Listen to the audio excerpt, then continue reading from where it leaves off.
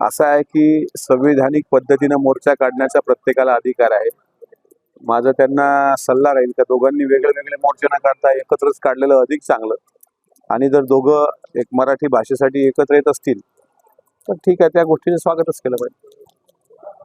तो गैर राजकीय मोर्चा असेल असं राज ठाकरेंनी म्हटलं। सर्व राजकीय पक्षांना त्यांनी आवाहन केलंय। तुमच्या पक्षाची काय भूमिका असेल त्या मोर्चात? नाही, तुम्ही गैर राजकीय म्हणून बघता, आम्हाला राजकीय म्हणून बघता, तो प्रश्न आहे। पण एक मराठी भाषिक म्हणून, एक मराठी जनाचा स्वाभिमान हे जे काही आपण बोलतो, तर निश्चितच आम्ही जर तिथे असतो तर आम्ही पण त्या मोर्चात सहभागी होण्याचा प्रयत्न करू। मराठीच्या मुद्द्यावरून सरकार आपली बाजू मांडण्यात कमी पडलं असं वाटतं का? कारण तो मुद्दा फार बिघडत चाललाय। असं आहे की स्वतः जर तो GR वाचला तर असं काही मराठी भाषेवर म्हणजे मराठी भाषेवर अन्याय होईल असं तर काही नाही। अनिवार्य भाषा हिंदी भाषा ऐच्छिक विषय, इतर भाषा 20 विद्यार्थ्यांनी जर इतर भाषेची मागणी केली तर ती भाषा त्या पद्धतीनं शिकवल्या जाईल असा तो GR आहे। कुठं मराठी भाषेवर अन्याय आहे असं म्हणता येणार नाही।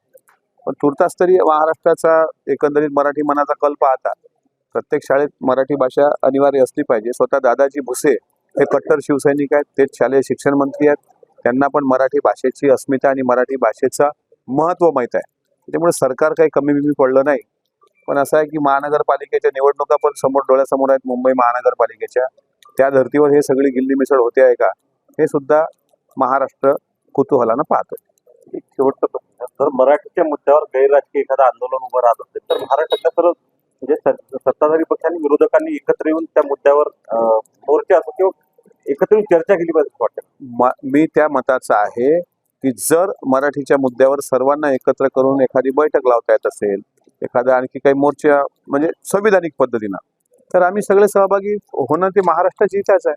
जर गुजराती भाषेकरता सर्व गुजरात प्रांत एकत्र येऊ शकतो तर मराठी भाषेकरता महाराष्ट्र प्रांत पण एकवटला पाहिजे।